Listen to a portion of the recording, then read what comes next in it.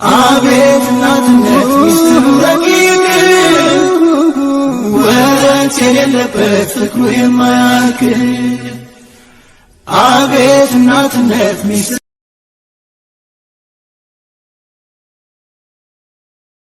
ሰላም አለይኩም ወራህመቱላሂ ወበረካቱ። ውድና የተከበራችሁ ውድ ኢትዮጵያውያን ውድ ቤተሰቦች እንደምን አላችሁ? ከኔ ጋር አልሐምዱሊላህ ሰላማችሁ ብዙ ትርፍ ይበል እያልኩ እንግዲህ የበረሃል ሎሚ መጥቻለሁ ማለት ነው። ዛሬ የመጣሁት ደግሞ በግራዋ ነው። ግራዋ እንዴት ለምን ይጠቅማል? እንግዲህ አብዛኞቻችን በሀገራችን ግራዋ እንግዲህ በመራራነቱ የምናውቀው እጅግ በጣም እንግዲህ አስፈላጊ ነገሮችን የያዘ ግን ጥቅሙን የማናውቀው አብዛኛው በኢትዮጵያ ሙሉ ለሙሉ ማለት ባይቻልም እንግዲህ በወሎ አካባቢ እጅግ በጣም እንዳለ በአካባቢያችን እናውቃለን። ግን በጣም መራራ ነው ሲባል ወይም ስንጫወትበት እንዳደግን ማለት ነው። የግራዋ ጥቅሞች እጅግ በጣም አስገራሚ ናቸው ጤናው በቤቶ እያለን እንግዲህ ስለ ግራዋ በተርሊፍ የምንለው በእንግሊዝኛው በተለያዩ አፍሪካ ሀገራት እንደ ጎመን ከሾርባ ጋር ተሰርቶ ወይም ቅጠሉን እንደ ሾርባ መስራት ለገንፎ ማባያ ከበሰለ በኋላ ማለት ነው እንደ ወጥ ወይም ደግሞ ቅጠሎችን በጁስ ውስጥ በመጭመቅ እንደ ጁስ ማለት ነው ይጠጡታል አብዛኛው ሰዎች። እንግዲህ ጥቅሙን ያወቁ ማለት ነው። ግራዋ በተርሊፍ ይባላል በእንግሊዝኛው። እንግዲህ በቪታሚን ኤ፣ ቪታሚን ሲ፣ ቪታሚን ኢ፣ በቪታሚን ቢ1 እና ቪታሚን ቢ2፣ ካልሲየም፣ ዚንክ፣ ብረት፣ ፕሮቲን፣ ሚኔራል፣ ኮፐር እንግዲህ ቫይበር የምንለው ማግኔዚየም፣ ፖታሺየም፣ ፎስፈረስ፣ ሴሊኒየም የያዘ ነው። በጣም ብዙ ነገሮችን ይዟል እንግዲህ በውስጡ ማለት ነው። የግራዋ ቅጠል ግንዱና አበባው ሳይቀር መድኃኒት ነው። ለምሳሌ ካሉት ጥቅሞች የመጀመሪያው ጸረ ባክቴሪያ ነው። የግራዋ ጭማቂ ጁስ ለብዙ በባክቴሪያ ምክንያት የሚከሰቱ ኢንፌክሽኖች፣ በሽታዎች በጣም በከፍተኛ መንገድ መፍትሄ ይሰጣል ማለት ነው። ለምሳሌ ያክል እንዲህ ሳምባ ምች፣ የጥርስ መበላሸት፣ የሆድ ድርቀትን እስከ ማስታገስ ድረስ ያደርሳል። የቆዳ ኢንፌክሽኖችን ያስታግሳል። ለምሳሌ ሽፍታ፣ ጭርት፣ ጂፊ እነዚህ ነገሮችን ያጠፋል። ቆዳችንም እንዲለሰልስ ያደርግልናል። ማድረግ ያለብን ምንድን ነው? በደንብ የበሰለውን የግራዋ ቅጠል መርጠን ካጠብን በኋላ ትንሽ ውሃ ጠብ አድርገን ልክ እንደ ጁስ በወፍራሙ ከተፈጨ በኋላ ፊታችሁን ታጥባችሁ አድርጋችሁ አንገታችሁን መቀባት ነው። ከዚያ በኋላ ደግሞ ከ30 እስከ 40 ደቂቃ አቆይታችሁ መታጠብ ነው ማለት ነው። ከተቀባችሁ በኋላ ለጭርትና ለጅፊ ለማንኛውም የቆዳ ችግር ይሆናል። ወይም ደግሞ ይሄኛው መንገድ ለአጠቃቀም ካልተመቻችሁ የግራዋው ቅጠል በደንብ ተጨምቁትና ታጠሉታላችሁ። ከዚያ በኋላ ፊታችሁን ከምታጠቡበት ውሃ ላይ ጠብ አድርጋችሁ የቅጠሉን ጭማቂ ማለት መታጠብ ወይም ደግሞ በጥጥ እየነከራችሁ ፊታችሁን በደንብ ቅብት አርጉት ማለት ነው። ይሄ እንግዲህ ያው ጭርትና ሽፊ ያለባችሁ ሰዎች ነው። እንዲሁም ከተወሰኑ ደቂቃዎች 15 ደቂቃ ምናምን ሊሆን ይችላል ተታጠቡታላችሁ። ይህንም በሳምንት ከ2 እስከ 3 ጊዜ ብትጠቀሙ ያለባችሁ የቆዳ ላይ ችግር ወዲያውኑ ሊስተካከል ይችላል ማለት ነው ቤተሰቦች። እንዲሁም ደግሞ የግራዋ ሌላኛው ጥቅሙ ጸረ ካንሰር ነው። ካንሰር አንዳንድ ህዋሶች በሰውነት ውስጥ ያልተለመደ እድገትና መዛባት ሊከሰት የሚፈጠር በሽታ ነው። ካንሰር ህዋሶች በፍጥነት ያደጉና ወደ ሌላ ጤናማ ወደ ሆነው የሰውነት ክፍሎቻችን ይዛመታሉ፣ ይወሯቸዋል ማለት ነው። በዚህም ምክንያት ካንሰር ይከሰታል። የተለያዩ ጥናቶች እንደሚያመለክቱት የግራዋ ጭማቂ ያልተለመዱ የህዋሶች እድገትን ያዘገያል ወይም ይገታቸዋል። የተለመደ ሁኔታ እንዳይበዙ በዚህም የተነሳ ካንሰር እንዳይከሰት ይረዳል ማለት ነው። ለምሳሌ የጨጓራ ካንሰር ይከላከላል። የአንጀት እንዲሁም የፕሮቴስትም ካንሰር ይከላከላል። አቅም ግራዋ ቅጠል ስትጠቀሙ በደንብ ያደገውንና የበሰለውን የግራዋ ቅጠል ደጋግማችሁ በማጠብ ውሃ ጨምራችሁ እንደ ጁስ ፈጭታችሁ እንግዲህ አጥላችሁ በደንብ መጠጣት ነው። ለጣዕም ከፈለጋችሁ ትንሽ ማር ወይም ስኳር መጨመር ትችላላችሁ። ምክንያቱም እጅግ በጣም መራራ ስለሆነ ማለት ነው። እንደ ፍላጎታችሁ ባዶውን መጠጣት ትችላላችሁ። ሁሉም እንደ ፍላጎት ስለሚለያይ ማለት ነው። ሌላኛው ደግሞ እንግዲህ ትኩሳትን ለማስታገስ ይረዳል።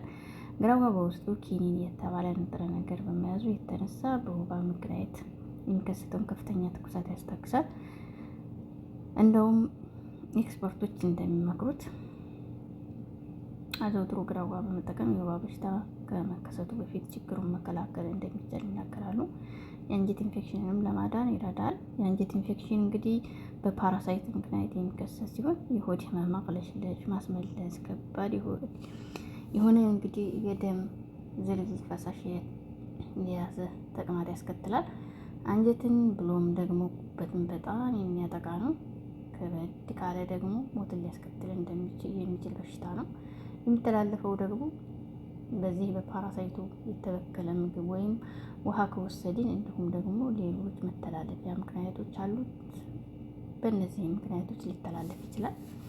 ስለዚህ ግራዋን በመውሰዳችን የአንጀት ኢንፌክሽን እንድንከላከል ይረዳናል። ግራዋ በውስጡ የያዛቸው ፍላቮኖይድስ ምክንያት ጸረ ኦክሲደንት እና መርዛማ ነገሮችን ከሰውነታችን የማጽዳት ችሎታ አለው። ተፈጥሯዊ ጸረ ኦክሲደንት ባህሪ ከቫይታሚን ሲ ጋር በጣም ተመሳሳይነት እንዲኖረው ያደርገዋል። የግራዋ ቅጠል በደም ውስጥ የሚገኘውን የስኳር መጠን በማመጣጠን የስኳር በሽታ እንዳይዘን ይረዳናል። የስኳር በሽታ ክትትል ካልተደረገበት ኩላሊት፣ ሌሎችን የሰውነት አካላቶቻችንን ያበላሻል። እንግዲህ እንደሚታወቀው የስኳር ህመምተኞች ግራዋን አዘውትረው ቢጠቀሙበት ጥሩ ለውጥ ያገኙበታል። ሌላኛው ደግሞ የግራዋ ቅጠል ጥቅም ከሰው ከከብቶች ጥገኛ ትላትሎች በተሳካ ሁኔታ ማስወገድ በመቻሉ ነው። ከሰውም ወይም ከእንስሳት ማለት ነው። ለእንስሳትም እንግዲህ ልክ እንደ ሰው ሱብሃንአላህ። ለምሳሌ ኮሶ፣ የመንጠቆ ትል፣ ወስፋት የመሳሰሉ የአንጀት ትላትሎችን ያጠፋል። እነዚህ ፓራሳይቶች አንጀትን፣ ሳንባን፣ ጉበትን፣ ፊኛን፣ አንጎልን በብዛት ተሰራጭተው በመውረር ከፍተኛ ጉዳት ያደርሳሉ። የግራዋ ጭማቂ ጥገኛ ተውሳኮችን፣ ሸባን እና መመገብ የማይችሉ ስለሚያደርጋቸው በዚያ ምክንያት መንቀሳቀስ ስለማያስችላቸው ይሞታሉ ማለት ነው። እንግዲህ ሸባ ያደርጋቸዋል። የግራዋ ቅጠል ጁስ ጉበት፣ ኩላሊት፣ ሳንባ በአጠቃላይ የውስጥ አካላትን ያጸዳል። በዚህ የተነሳ የኩላሊት ጠጠር እንዳይፈጠርም ያግዛል። ይሄ የግራዋ ቅጠል ጁስ የደም ግፊትን ለመቀነስ ይረዳል። ግራዋ ከፍተኛ የፖታሲየም ይዘት ስላለው በደም ውስጥ ተከማችቶ የሚገኘውን የጨው መጠን እንዲወገድ በማድረግ ከፍተኛ የደም ግፊት እንዲቀንስልን ያደርጋል። የእንቅልፍ ችግርን ያለባቸውን ሰዎች የግራዋ ጁስ ቢጠጡ ሰውነታቸው ዘና እንዲል በማድረግ ጥሩ እንቅልፍ እንዲተኙ ይረዳቸዋል። እንዲሁም ደግሞ ለጨጓራ ህመም ቀነስ እንዲል ያደርጋል። የወር አበባ ህመምን ለማስታገስ ይረዳል። ሌላው የግራዋ ጁስ ያለመውለድ ችግር ያለባቸው ሰዎች ይረዳቸዋል። መውለድ የሚፈልጉ ሴቶች በተለይ ማለት ነው ቶሎ ለማርገዝ ያልቻሉ የግራዋ ጁስን ቢወስዱ እንግዲህ ከአላህና ከፈጣሪ በታች እድላቸው በጣም ከፍ እንደሚያደርግ አንዳንድ ጥናቶች ያመለክታሉ። ቆዳ የማሳከክ ችግር ያለባቸው ሰዎች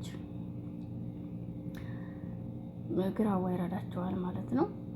የግራዋ ቅጠል ከነጭ ሽንኩርት ከዝንጅብል ጋር እንዲህ እየፈጨን በቀን 2 እስከ 3 ጊዜ በመጠጣት እንግዲህ ከነጭ ሽንኩርትና ከዝንጅብል ጋር ማለት ነው የሚያሳክኩትን ቦታ ችግር በጥሩ ሁኔታ ማስወገድ ይቻላል። ግራዋን በምግባችን ላይ በጁስ መልክ፣ በሾርባ መልክ፣ ወጥ ላይ በመጨመር በማንኛውም እንግዲህ ምግባችን ላይ ዱቄቱን በመጨመር መጠቀም እንችላለን። ያው እኔ ባደኩበት አካባቢ ላይ በምግብ ነበር ግን ስንጠቀም አላቅም፣ ግን ለመድኃኒት እየተባለ ሲጠቀሙበት አውቃለሁ ማለት ነው። ግን አብዛኛው የሚገርማቸው ልክ እንደ ሞሎክያ ማለት ይቻላል እንደሚጠቀሙት ነው የሚናገረው አብዛኛው ሰው። እንግዲህ የጥበብ መጀመሪያ አንድ አላህ ብቻ ነው፣ ማንም አይደለም። የሰው ልጆች ግን እንግዲህ ሰበብ እንሞክራለን። ያን ሰበብ ደግሞ ማድረስ ግድ ይለናል እና ጤናው በቤቱ ከጠቀማችሁ ግራዋ ይሄን ያክል እጅግ በጣም ዘርፈ ብዙ ጠቀሜታ አለው ማለት ነው። ውድ ቤተሰቦቼ አመሰግናለሁ። ጤናው በቤተው ከጠቀሙት ላይክ፣ ሼር በማድረግ ለወዳጅ ዘመዶ ያጋሩ። እናመሰግናለን። ከተመቸው ላይክ፣ ሰብስክራይብ፣ ሼር ያድርጉ። ሰላም አለይኩም ወራህመቱላሂ ወበረካቱሁ።